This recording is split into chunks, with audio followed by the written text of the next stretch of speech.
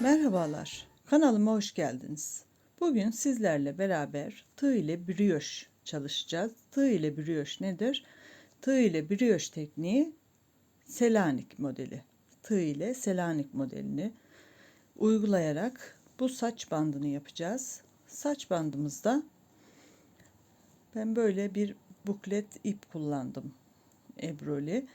Şu rengimizde içerisinde yine var bakın. İkisi ayrı ayrı parçaya denk geldi ve böyle farklı bir saç bandı oldu. Şimdi de böyle sade bir renkle çalışacağız. Burada şunu belirtmek istiyorum. Bakın iplerimin kalınlığı farklı. O yüzden buradaki sayıyla buradaki yaptığım saç bandının sayısı farklı. Bu saç bandında 1, 2, 3, 4, 5 tane delik, yani ilik yeri gibi düşünün, açtım. Bunda bakın 1, 2, 3, 4, 5, 6. Aynı uzunlukta olması için bunda 6 tane ilik yeri açtım. Ve şurada 6 tane sık iğnemiz var. İlik kısmında yine 6 tane kullanıyoruz. Şu aradaki uzun mesafe 12 ilmek. Burası yine 6 ilmek. Burası 12 ilmek. Böyle gidiyor. Başlangıç 12, bitişte 6 ilmeğimiz var. Şimdi diğer parçamızı da aynı şekilde yapacağız. Başlangıcını göstereceğim şimdi parçamızın.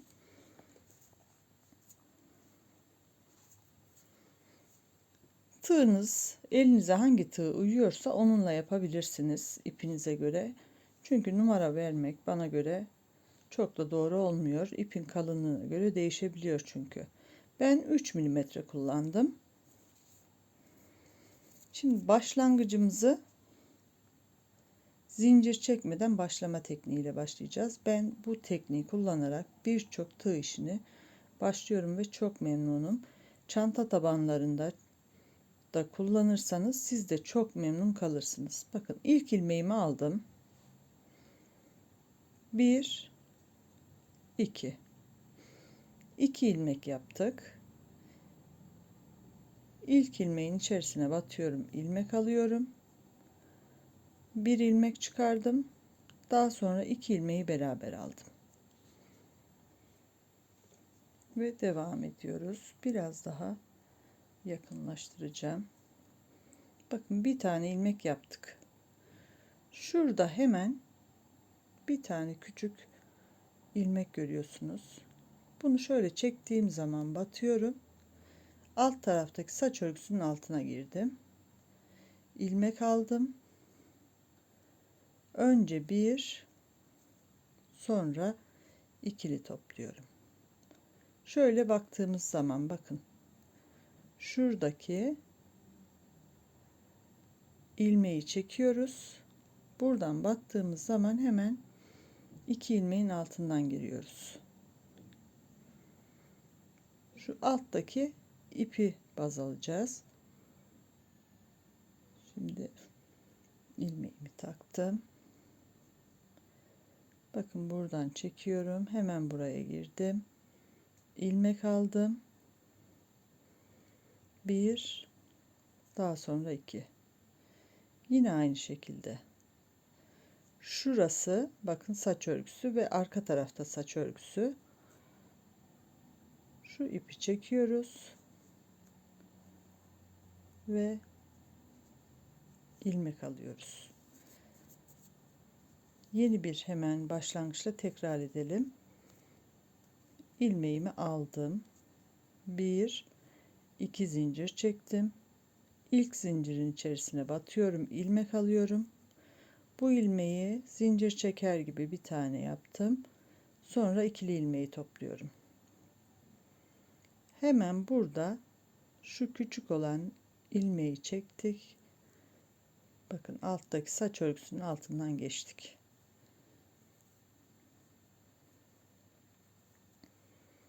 İki. Batacağımız yer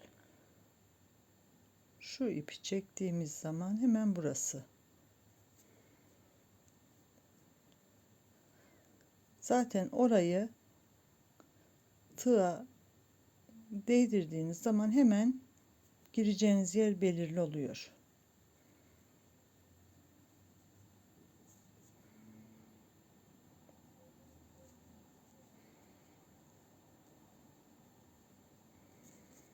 Ve bu şekilde yaparak bakın her iki tarafı da saç örgüsü şeklinde oluyor. Her iki taraflı olarak da kullanabilirsiniz. Çanta tabanlarında dönerek örüyorsanız örneğin bu tarafa saç örgüsünün altına, bu tarafta da yine saç örgüsünün altına batarak çok düzgün bir taban elde edersiniz. Şimdi bu başlama tekniğimizle bu parçam için 114 tane ilmek hazırlıyorum. Şu örmüş olduğumuz parça için de 102 ilmek hazırlamıştım. Uzunlukları aynı fakat ilmek sayısı 12 tane farklı. Yani 12 ilmek daha az başladım bunu. Bunu biraz da 12 ilmek daha fazla başladım ama ölçüleri aynı oldu. Neden? Çünkü bu ipim kalın, bu ipim ince. Siz de ona göre ipinize göre başınıza ölçerek ne kadar uzunlukla yapacağınızı aşağı yukarı ayarlayabilirsiniz.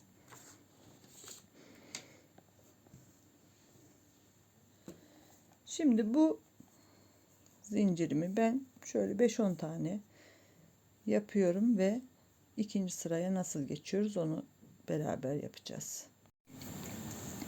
Bakın biraz ilerledim. Şimdi 114 ilmeğimizi tamamladığımızı düşünelim. Bir zincir çekiyoruz. Bu şekilde döndük. Tığımızın üzerine dolama yapıyoruz. Bakın bu çektiğimiz zincire değil bir sonraki ilmeğin arka katına. Böyle battık. Şu iki ilmeği dibinden tutun. Bu ilmeği içerisinden geçireceğiz. Doladık. Saç örgüsünün bize göre arka tarafta olan kanadının altından geçtim. Bu çıkardığım ilmeği direkt bunun içerisinden geçirebilirsiniz. Öyle de geçirebilirsiniz. Ben ayrıntılı göstermek için yavaş yapıyorum. Yine saç örgüsünün ortasından batıyorum. Arkalı bundan çıkıyorum. Şöyle dibinden tuttuğunuz zaman hemen sık iğneyi yapıyorsunuz. Çakma sık iğne yapıyoruz.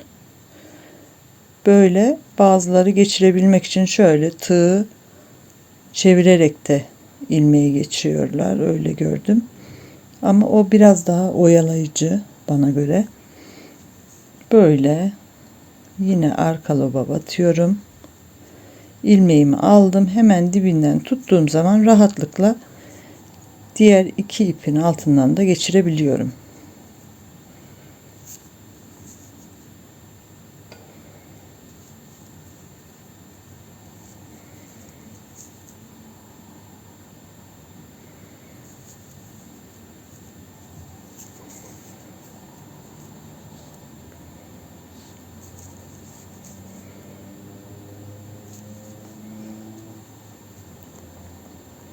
Tüm sıralarda bu işlemi yapacağız. Hep arka lobunu kullanarak çakma sık iğne yapıyoruz. Arkalı önlü bu şekilde yaptığımız zaman da tığ işi Selanik modelini elde ediyoruz. Bu saç bandım için 114 ilmek aldım ben. İpim koton bir ip. Yani inceliğini öyle düşünebilirsiniz. Amigurumi'de kullanılan iplerden. Bakın en son batacağımız yeri de kaçırmıyoruz. Çünkü burayı kaçırırsak her sonda bir tane kaçırırsak gitgide ilmeklerimiz azalır. Yine Bir zincir çekiyorum, dönüyorum, tığımın üzerine dolama yapıyorum. Çektiğimiz zincirin bir sonrakine yine arka lobdan batıyorum. Bakın böyle geçmeyebiliyor da.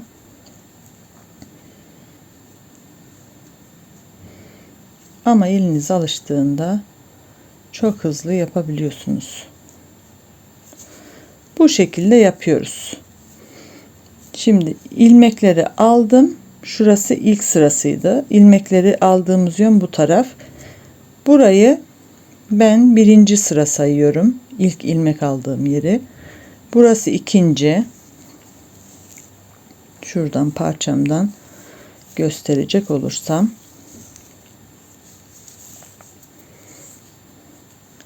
Bakın burası 1, 2, 3, 4.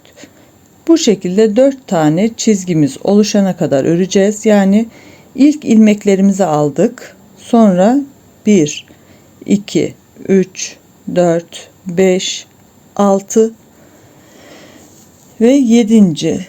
sıramızda ilik kısmını yapacağız. Şimdi ben daha önceden yarıya kadar hazırladığım parçamı alıyorum elime. Bu ikinci parçam ve 104 ilmekle başlamış olduğum parçam.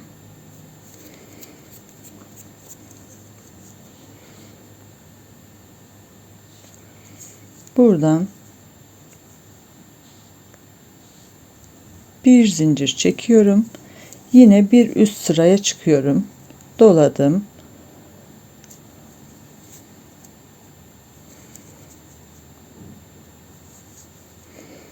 Bir günde örüp kullanabilirsiniz, emin olun.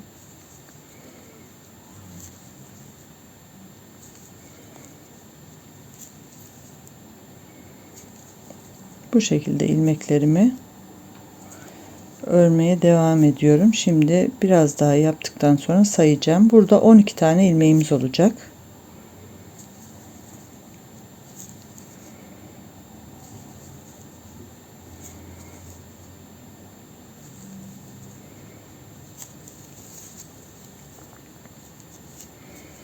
Başlangıçtan sayalım. Bakın başlangıcı şöyle düzeltelim ki buradaki ilmeği de kaçırmayalım.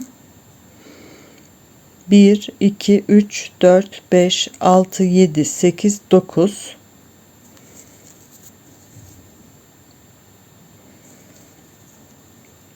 10, 11 ve 12. 12 tane çakma sık iğnemizi yaptık. 1, 2, 3, 4, 5 ve 6. Zincirlerimizi tekrar sayalım. 1, 2, 3, 4, 5, 6 tane zincir çektik. Yine tığımın üzerine dolamamı yapıyorum. En son battığımız yerden sonra 1, 2, 3, 4, 5, 6, 7. ilmeğime batıyorum.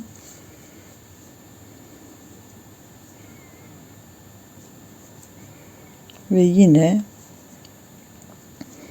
12 tane ilmeği öreceğim.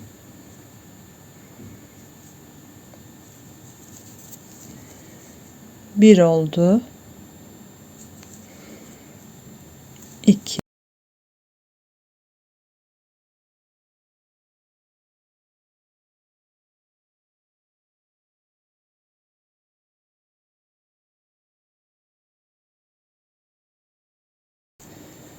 bir, 2, 3, 4, 5, 6. Dolamamı yaptım. 1, 2, 3, 4, 5, 6, 7.'ye batıyorum. Ve bu şekilde yaparak sıra sonuna geldim. Bakın sonda da 2, 4, 6 tane sık iğne yaptım. Bir zincir çekiyorum, dönüyorum. Yine ilk sık iğnemin tepesine batarak çakma sık iğne yapmaya devam ediyorum.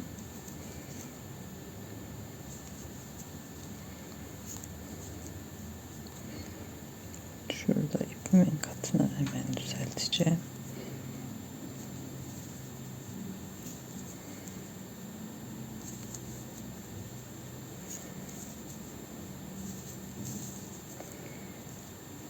En son buraya battım. Şuradayız.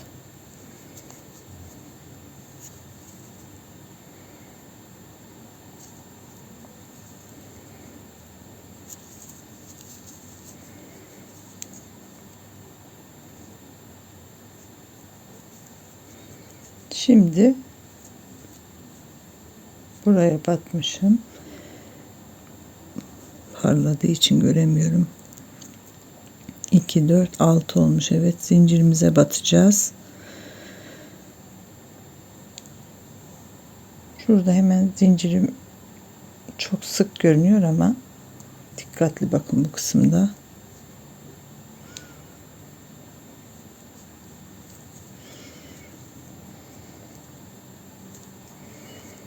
Bir, ikinci zincire batıyorum.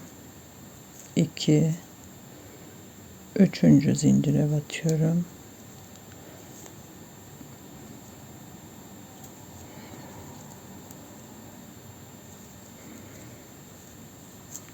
3, 4,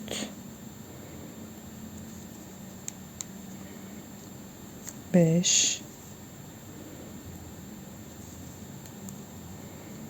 ve 6.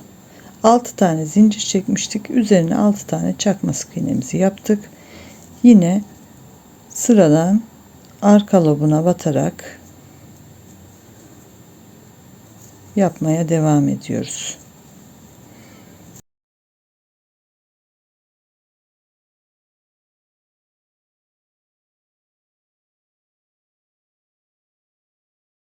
Zincire geldik. Bakın hemen diptekine batmaya başlıyorum. Burada zincirleri kaçırmamaya dikkat edeceksiniz ki ilmeğimiz azalmasın. 1,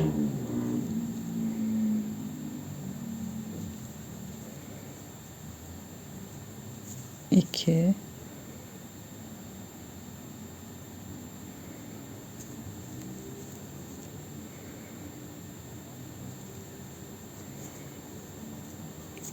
3,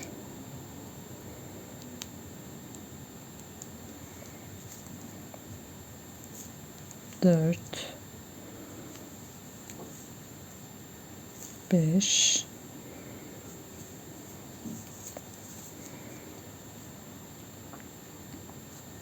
ve 6.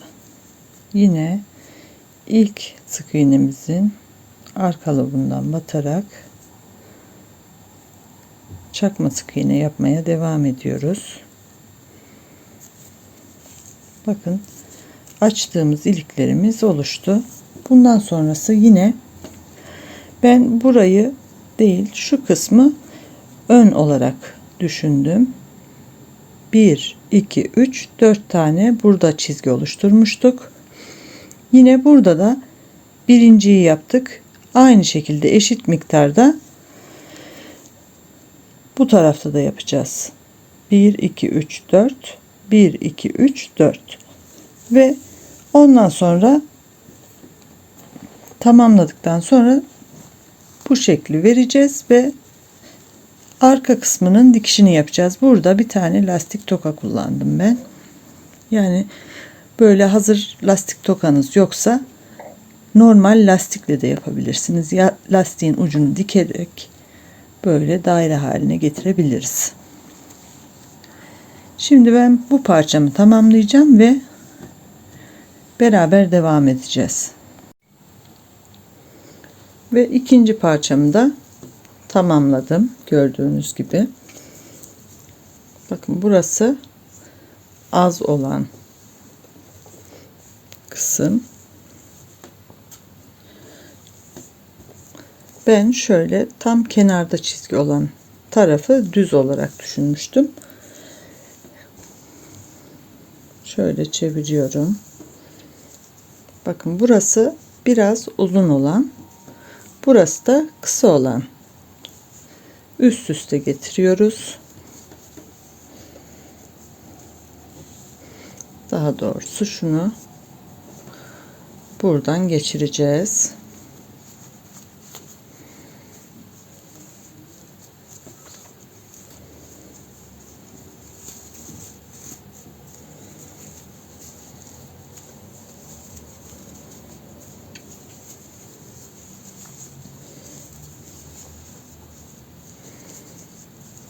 Şöyle gelene kadar çekiyoruz bakın. Şimdi üstte olan parçamızı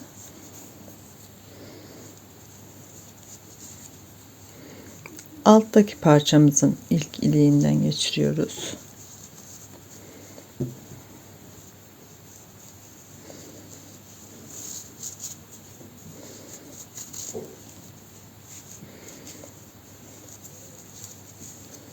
Şöyle düzeltelim.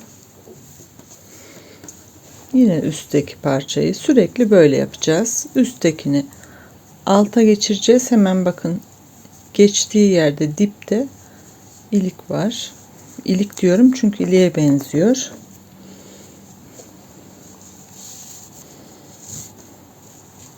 Bu şekilde yine üsttekini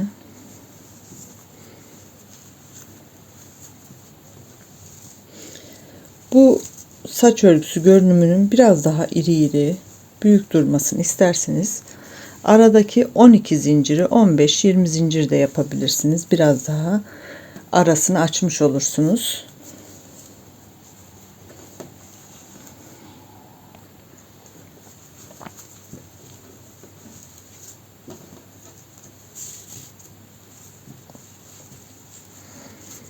Gördüğünüz gibi oldukça basit ama çok şık görünen bir saç bandınız olacak. Bunu çok enli olarak böyle 20-30 santim örersiniz.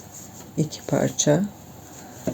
Böyle aralıklarını da biraz fazla yaptığınız zaman kalın bir iple geçirdiğinizde çok güzel bir atkı elde edebilirsiniz.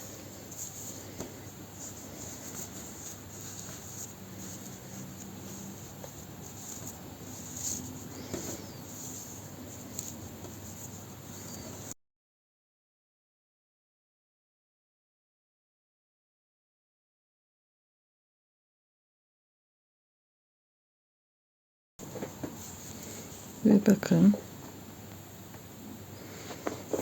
oldukça şık bir görünüm elde ettik. Buradaki saç örgülerimiz gördüğünüz gibi daha sık oldu.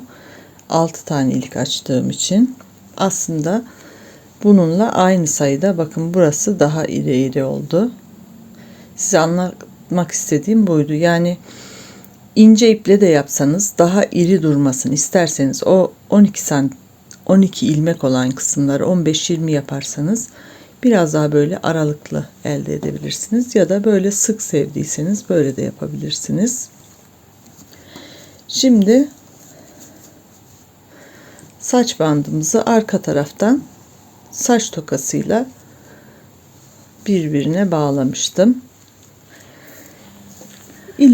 Burada illaki lastik toka kullanmamıza gerek yok. Evde bulunan lastiklerle de bu işlemi yapabiliriz. Tabii ki rengi beyaz uymuyor diyebilirsiniz. Bakın böyle şöyle halka şeklinde diktim ama bu biraz büyük göründü. Şuradan bir tane küçük yapacağım.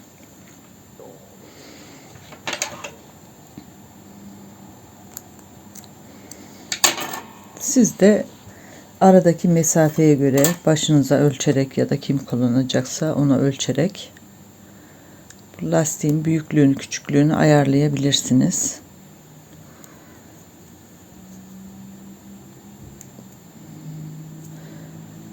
Böyle sağlam bir şekilde dikelim. Dikerek tamamladım. Bu kısmı çok da özenmedim. Neden? Çünkü şimdi üzerinden bir sık iğne geçeceğiz ki lastiğimizin rengi görünmesin. Şimdi lastiğimizi burada şu iki parçanın arasına yerleştirdim ve dikerek birleştirdim bu kısmı. Yine karşı tarafta da aynı şekilde iki parçanın arasına buradaki olan kısmı şöyle yerleştiriyoruz ve bu kısmı da dikerek birleştirmiş oluyoruz. Ama şimdi ben tığ ile birleştireceğim. Lastik kullandığım için etrafına sık iğne gideceğim ve sık iğne ile de birleştirme yapacağım.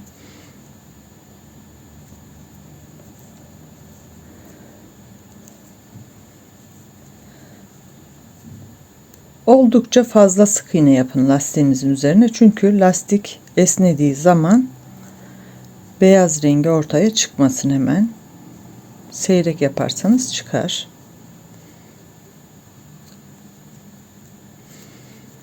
Bak 2, 4, 5 tane yaptım. Şimdi en az 35-40 tane yapacağım. Ve sayısını sizlerle paylaşacağım. Sık iğnemi ilerlettim gördüğünüz gibi. 35 tane sık iğne yaptım. Bakın lastiği şöyle ikiye katladığımızda yarıdan biraz azına doldurdum. Böyle sıkı sıkı.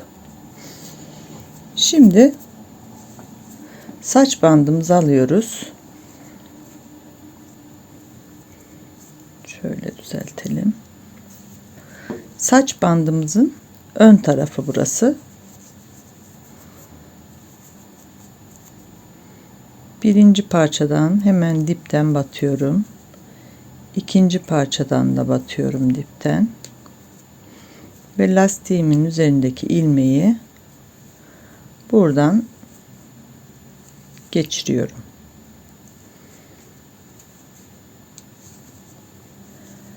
Bu şekilde birleştireceğiz. Hem lastiğimizi buraya monte etmiş hem de uç kısmını dikmiş oluyoruz. İkisinden geçirdim. Lastiğin altından da geçirdim.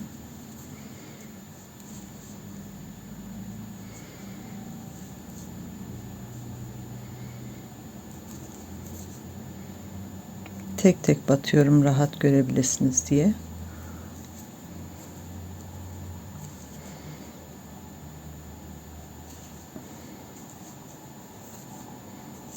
Bu şekilde bu kısmı da tamamlıyoruz. Ve bu kısmı bakın tamamladım. Gayet düzgün. Burası ön kısmımızdı. Arkası bu şekilde. Zaten arkası görünmeyecek. Şimdi lastiğimizin üzerinde yer kalmadı diye düşünebilirsiniz. Bu kısmı şöyle güzelce sıkıştırıyoruz bakın. Ve şurada yaptığımız gibi yine 35 tane sık iğneyi bu tarafa da yapacağız. 2 3 ve 35 oldu. Bu kısmı da tamamladık. Burası şimdi saç bandımızın arka tarafı. Ön tarafını çevirdim. Diğer uç kısmında da yine bakın burası iç kısmı, burası dış kısmı.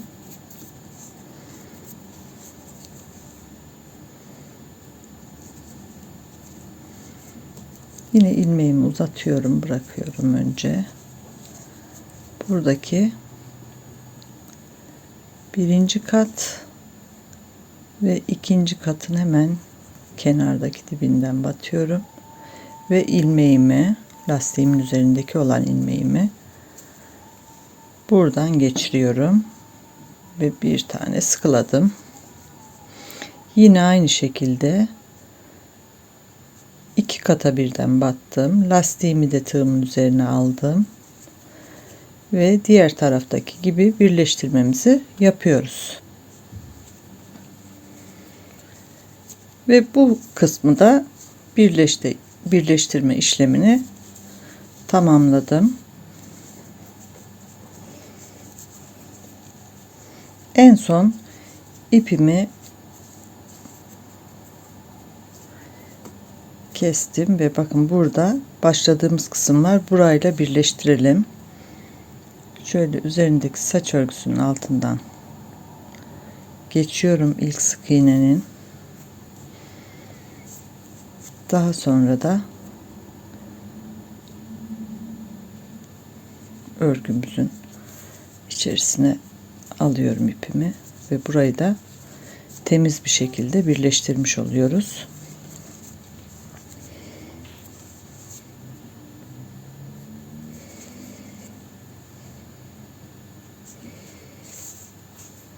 İpimin ucunu da böyle hep bir adım geriden batarak, bakın şöyle ki daha sağlam olsun, ipimizi saklıyoruz.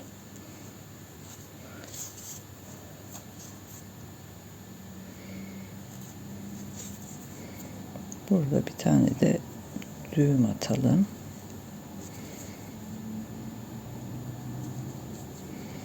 Ve yine aradan geçirelim. İyice dibinden keselim.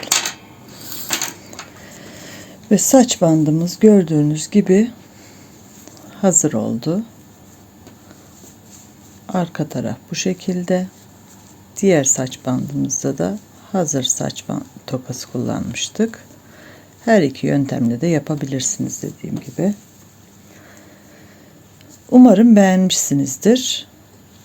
Yapacak olanlara kolaylıklar diliyorum. İzlediğiniz için çok teşekkür ediyorum. Desteklerinizi beklediğimi lütfen unutmayın. Bir sonraki videoda buluşmak üzere. Hoşça kalın, sağlıcakla kalın.